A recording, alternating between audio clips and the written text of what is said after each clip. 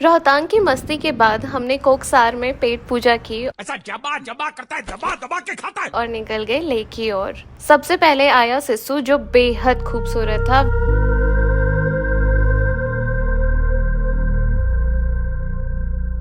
वैसे तो हम लोग पेट्रोल पंप ढूंढ रहे थे, जो हमें सिस्सू के बाद मिल गया था।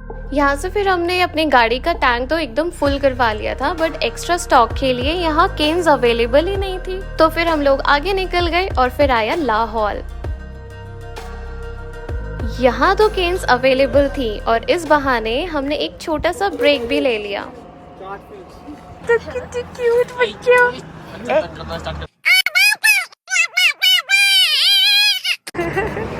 लद्दाख वाला ट्रिप कंटिन्यू करने से पहले मैं आपको इंट्रोड्यूस करना चाहती हूँ जू से। तो आपने ये वाला बैग ऑलरेडी मेरे पास काफी टाइम देखा होगा। ये बहुत कन्वीनियंट है और मुझे बहुत ज्यादा पसंद है। सूट हो या कुछ भी ड्रेस हो, मैं इसको हमेशा कैरी करती हूँ और इसमें बहुत कुछ रखा हुआ है, लाइक गॉगल्स, मेरा phone and lot of things. तो इस बैग में ना बहुत ज्यादा स्पेस है। इसका जो चेन है वो बहुत ज्यादा स्मूथ है। कंपनी बहुत ज्यादा अच्छी लगी बैग्स के मामले में, तो आई गॉट अनदर बैग। ये बैग कुछ इस तरीके से है। जू बहुत ही सिंपल है एंड काफी हैंडी है एंड स्ट्रॉन्ग भी है। You can also avail 10% discount using this code on your website. Let's continue the vlog.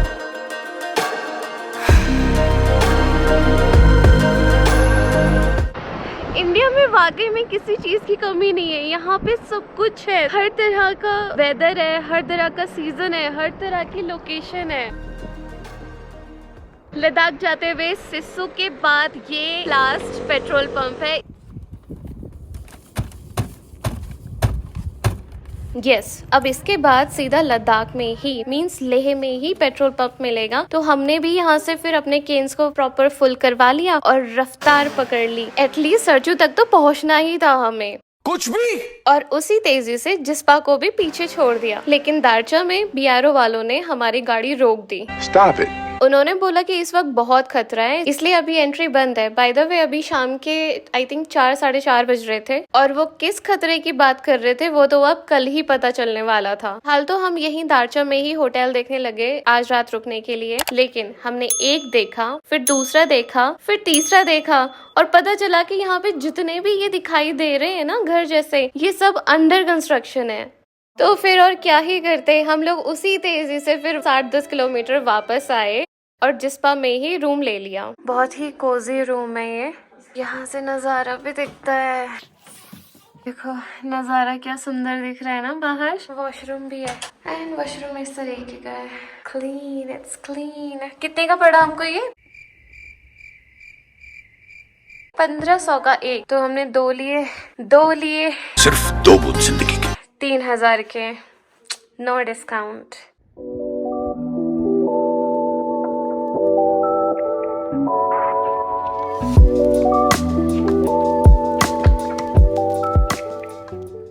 मेरी नाक एकदम लाल हो गई। मैं अब नहाने जा रही हूँ। मतलब बेटर है कि रात को नहा के ही सो जाओ, क्योंकि ऑलरेडी इतना धूल वगैरह लगा रहता है। हम क्लीन भी हो जाएंगे, रात को अच्छी नींद आएगी, फिर सुबह सुबह को बहुत जल्दी निकलना है।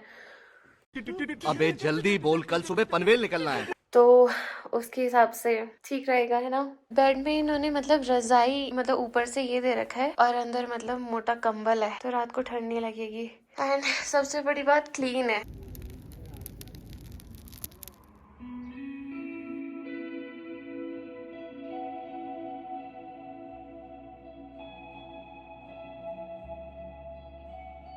We are ready to leave, all set। हम लोग रेडी तो है, पर जिस पर मेरी हालत खराब हो रही है अभी। तो काफ़ी ठंड है यहाँ पे। अक्टूबर का मंथ है ना, इसीलिए। अक्टूबर में भी आज 9th है आज, और उसके बाद 15 को तो सब चले जाएंगे। इवन इन लोगों ने बोला कि ये सब बंद हो जाएगा, तो 15 के बाद तो कोई रहेगा भी नहीं, हमें उससे पहले आना होगा।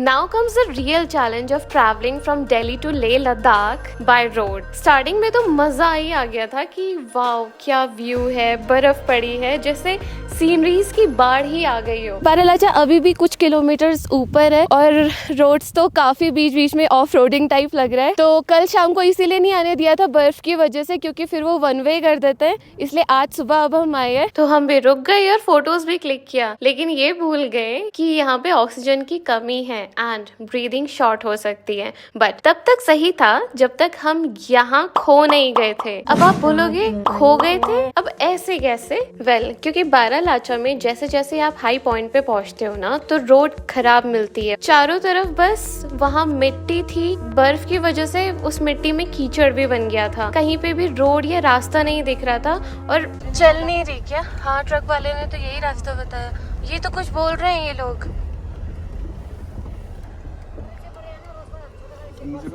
ऊपर से जाना है,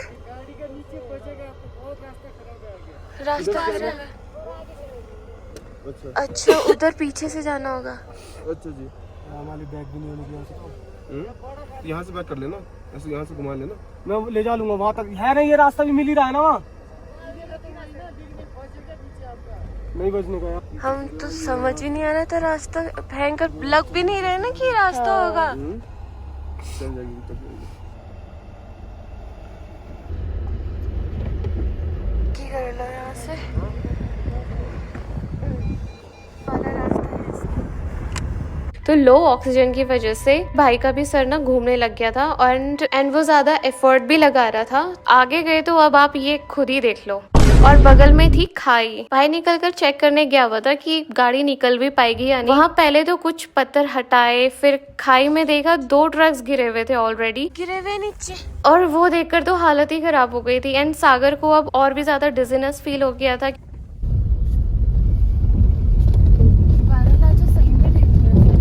बाहर निकलने से ऑक्सीजन की कमी भयानक सी हो रही है। तो मालिक ठीक है तू?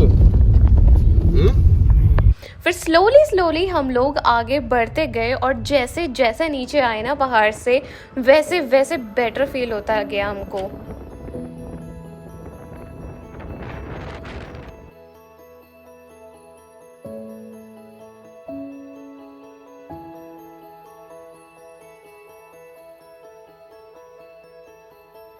यहाँ इस तरह के स्टॉप्स मिलते हैं, तो यहाँ हमने रेस्ट कर लिया एंड भाई के लिए एक ऑक्सीजन सिलेंडर खरीद लिया था for any emergency purpose, you know. आगे कुछ भी हो सकता था, अब तो समझ में आ गया था। तो शॉपकीपर ने बताया कि बर्फ़ की वजह से बारालाचा पास ज़्यादा डेंजरस हो जाता है, स्पेशली अक्टूबर के टाइम पे। कभी भी क्लाइमेट चेंज हो जाता है सडनली, तो पता नहीं चलता है।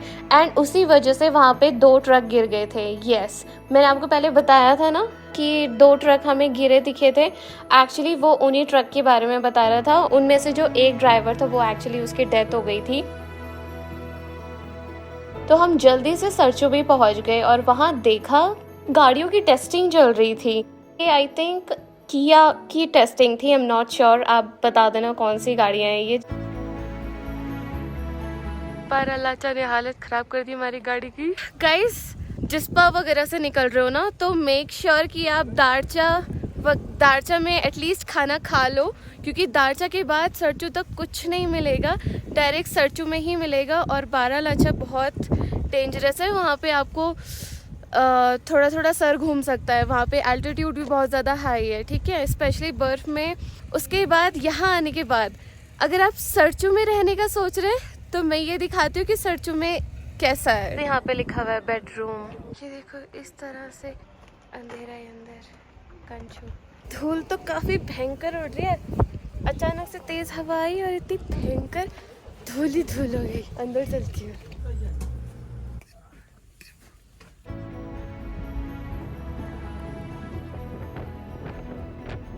वैसे हमारे दिल्ली टू लेह वाले जर्नी में 2 पासेस हमारे लिए ज़्यादा डिफ़िकल्ट थे, जिनमें से एक हमने ऑलरेडी क्रॉस कर दिया है, लेकिन अभी एक और क्रॉस करना बाकी था।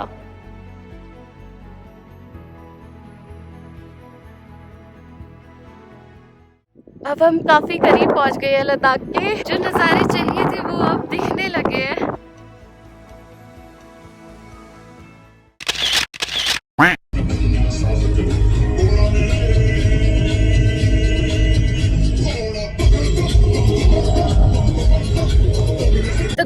अब हम पहुंच गए हैं मंगल ग्रह पर।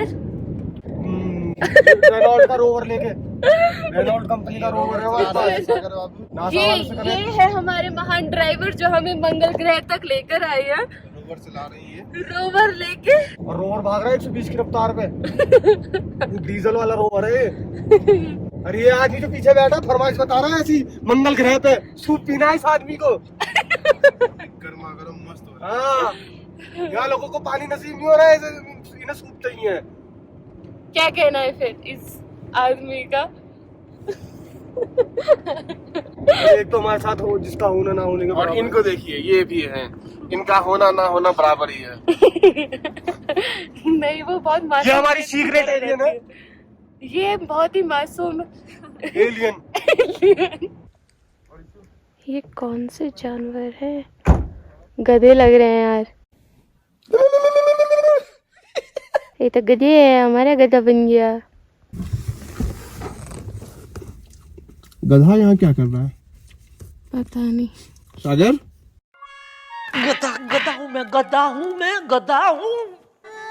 फाइनल चैलेंज जो था तंग लंग ला पास, ऑनेस्टली बहुत खूबसूरत है यार। वेल कंस्ट्रक्टेड रोड है, नो इशू, सब कुछ बहुत अच्छा था। लेकिन ये देखो कितने एल्टीट्यूड पर हैं हम, और यहाँ ऑक्सीजन ना होने की वजह से लोग बेहोश हो जाते हैं। जैसे ये गाड़ी हमें मिली, इसका रिसेंटली एक्सीडेंट हुआ था। तो यहाँ पे सागर मेरा भाई जो था वो पीछे सोने चला गया था, क्योंकि उसका सिर ना बारालाचा वाले केस के बाद से अभी तक दर्द कर ही रहा था। तो हमने बोला पीछे जाके सो जा, और इस टाइम पे साकेत गाड़ी चला रहे थे। तो अब यहाँ से जैसे जैसे हम आगे बढ़ते जा रहे थे ना, हम एक अलग ही नींद में सो गए थे। मैं यूजुअली गाड़ी में सोती नहीं हूँ, बट आज इनसे बातें करते करते कब गहरी नींद में सो गई पता ही नहीं चला। अब आप सोच रहे होंगे सब सो गए थे तो फिर गाड़ी कौन चला रहा था? वेल, हमारी जब आंखें खुली तो साकेत की हालत खराब सी लग रही थी, क्योंकि जबरदस्ती उन्होंने चूटी काट काट कर अपने आप को जगाए रखा था और गाड़ी नीचे लेकर आए थे पास से, तो उनके भी सिर में दर्द उठ गया था। और अभी तो रुको, क्लाइमैक्स अभी बाकी है। इतना काफी नहीं हुआ था हमारे साथ, नीचे आते ही मिला हमें ये मंजर। एक्चुअली इस गाड़ी का कूलेंट पाइप फट गया था और ये अभी शाम को ही निकला था लेह से, और आज ही इसको चंडीगढ़ भी पहुंचना था। देखा आपने लापरवाही का नतीजा है। तो हमने सिर्फ उसे उपशी तक लिफ्ट दे दी, जहाँ से उसे बाकी की हेल्प मिल गई थी आर्मी के थ्रू। और साकेत यहाँ पे आराम से पीछे सो रहे हैं क्योंकि उनके सर में दर्द हो गया है। और सागर अब काफी अच्छा फील कर रहा था एक नींद के बाद। अब ले बहुत ज्यादा करीब था और हमारा एक्साइटमेंट भी बढ़ता जा रहा था, लेकिन थोड़ी सी ना मिक्स्ड फीलिंग्स भी हो रही थी। ये सारा एरिया देख के मतलब पबजी वाली फीलिंग आ रही थी। लेकिन जैसे ही हमें ये चकाचौंध दिखी ना, मजा ही आ गया। फाइनली हम पहुंच गए।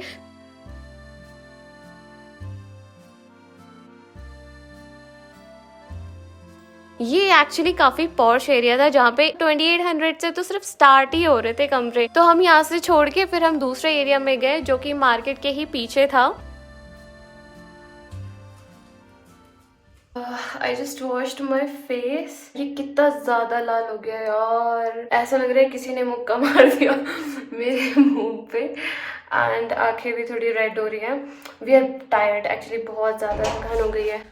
आते ही सबसे पहले हम लोगों ने अपने लिए सूप्स ऑर्डर किए हैं। यहाँ पे भी वैसे काफी ठंड है, लेकिन जिस बात से कम है यहाँ पे मुझे उतनी ठंड नहीं लग रही। एंड कुछ चीजें हैं जो आपको बता देती हूँ, because it's the end of the vlog. बहुत इंपॉर्टेंट बातें हैं और आपको बहुत ध्यान में रखें। फर्स्ट ऑफ ऑल, आपको हाई एल्टीट्यूड की बिल्कुल भी आदत नहीं है, हिली रीजन में बिल्कुल नहीं गए हो तो आप इसे अवॉइड ही करना। ये वाले रूट को बहुत सुंदर है, लेकिन इसे आप जाते हुए ले सकते हो, लेकिन आते हुए के लिए फर्स्ट टाइम के लिए मैं आपको बिल्कुल भी रेकमेंड नहीं करूंगी। सेकंड, अगर आपको पहाड़ में चलाने का अंदाजा नहीं है देन आपके लिए बारालाचा बहुत डेंजरस हो सकता है, क्योंकि वो रियल में डेंजरस है, स्पेशली अक्टूबर में, क्योंकि बर्फ पड़ जाती है और बर्फ की वजह से वहाँ पे कीचड़ हो जाती है और गाड़ी फंस जाती है, क्योंकि वहाँ पे अच्छी पक्की रोड नहीं है। वहाँ पे पूरा रफ एरिया है, आप वीडियो में भी देख सकते हो कि हम कैसे रास्ते से आए हैं। तो that is dangerous again. Baralacha में वैसे भी वो 11, साढ़े 11 या 12 बजे के बाद एंट्री भी नहीं देते, वहां से ऊपर जाने नहीं देते, आपको जिस पा में स्टे करना पड़ेगा। अक्टूबर में अगर आप आ रहे हो, आने के लिए फर्स्ट वीक में तो आप आ सकते हो, लेकिन सेकेंड वीक में आप नहीं आ सकते, मतलब 9-10 बहुत डेंजरस है, मत ही आना वहां से। जाते वक्त अक्टूबर मिड तो बिल्कुल नहीं जा सकते आप उस रास्ते से, बंद हो जाता है। और यहाँ पे हमारे जो पुलिस वगैरह उन लोगों ने भी बोला है कि बिल्कुल नहीं लेना है वो वाला रूट। जाते हुए हम लोग उस रास्ते से वापस नहीं जाएंगे, यहाँ पे बस ऐसे ही केयरलेसली नहीं आ जाना है। So that is it. Thank you so much for being with me till now, and I'll see you in my next video.